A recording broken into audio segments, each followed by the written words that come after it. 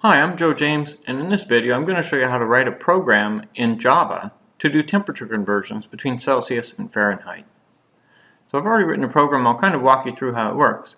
First we're going to say public class temperature, because we're going to have a class called temperature. In Java we always need to declare a class first, and we need to make sure that we save the file name as temperature.java, which is exactly the same as the class name.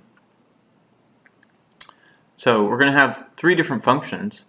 One to convert to Celsius, simply called to Celsius, and one to convert to Fahrenheit. And you can see that both of those are going to accept a double value, and they're going to return a double value. And they're public methods. And then there's also a main method where we instantiate a temperature object, and then we have some simple lines of test code to call each one of these functions.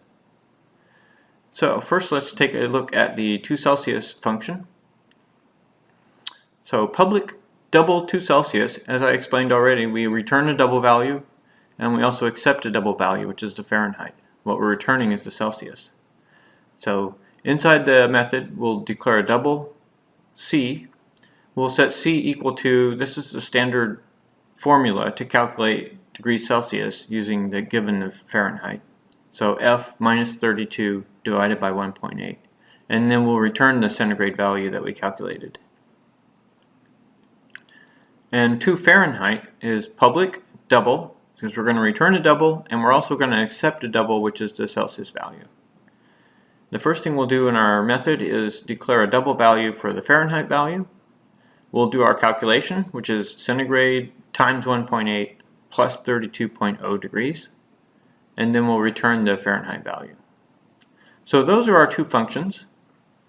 And then we also, like I said, we have a simple test method, which is in our main function.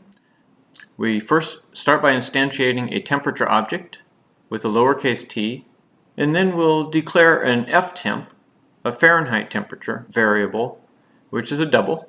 And we'll set it equal to arbitrarily 77.5. You can try any value in here you want. And then we can calculate the ctemp simply by calling our to Celsius method. And we pass in this ftemp value as an argument. Now that we got the ctemp, we can print out both the ftemp and the ctemp as results. So we have a print statement where we print ftemp Fahrenheit equals ctemp Celsius. And then we do the same thing in reverse. We're going to set ctemp equal to 37.2, just arbitrarily, and then we'll calculate ftemp by calling the to Fahrenheit function, passing in ctemp as an argument. And then we'll print both those out. That is our program. It's a 25-line program. Let's see how it runs. First we're going to compile our program. We'll type javac temperature.java. That will compile our program, and now we can run it. Java temperature. And we can see it calculated everything. It looks like it calculated right. However, the results we're getting have a whole bunch of decimal places. It looks kind of sloppy. So we can clean that up pretty easily. Let's jump back to our program. So here, these print statements,